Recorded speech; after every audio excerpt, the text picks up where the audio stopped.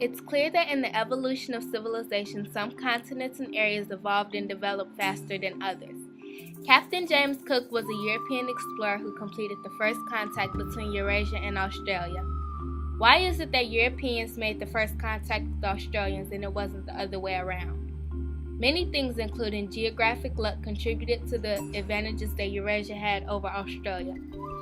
How come one area got lots of strengths and advantages while another got stuck with everything else that worked against them when it came to things like technology and politics? A man named Jared Diamond wrote a book called Guns, Germs, and Steel. In one of the chapters in the book, he is talking with an important man from Papua New Guinea named Yali. During their conversation, Yali brings up a question about why some regions of the world advance faster than others. This left Jared Diamond thinking for a while, and his final answer was essentially just saying it was all geographic luck. Is Jared Diamond right? Is it all just luck? We compared two regions, Australia and Eurasia, which are polar opposites of luck.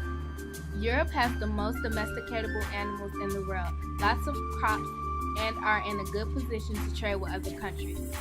Australia has zero domesticatable animals, very little farmland, and it is very isolated.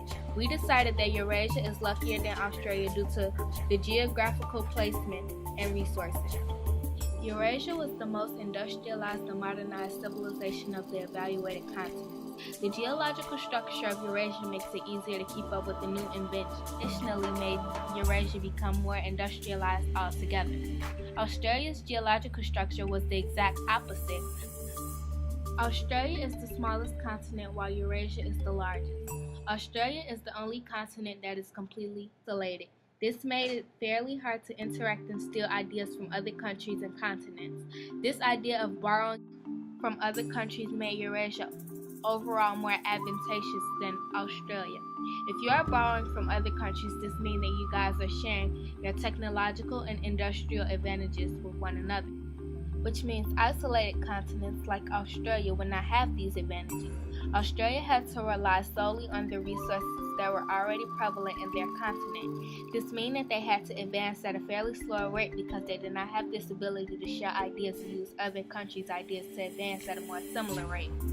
This is the sole reason why when Captain James Cook came to Australia, they were using stone tools, while Eurasia was well past that stage. Overall, they had 13 large domesticable animals.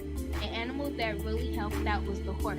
Horses were a huge advantage to Eurasia because they were the largest domesticable animal. Horses could be rode upon, which made travel easier. Horses also could be made to plow. Australia did not have any domesticable animals. The kangaroo is a marsupial that was native to Australia, but it was vicious. This made the kangaroo hard to manage and control. Animals played a crucial role in Eurasia because they helped to diminish the heavy work labor. Overall, we thought that Eurasia had better luck than Australia. Eurasia has everything against them.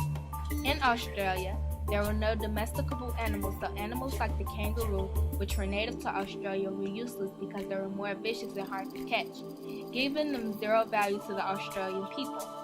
They were isolated from everyone, so trading is nearly impossible.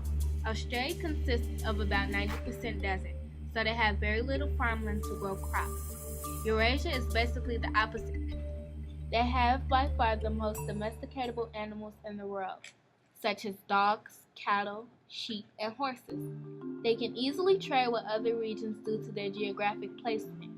Eurasia also goes east to west, so the climate doesn't change when people go cross country, and they can grow the same crops everywhere. Overall, Eurasia just has it better than Australia.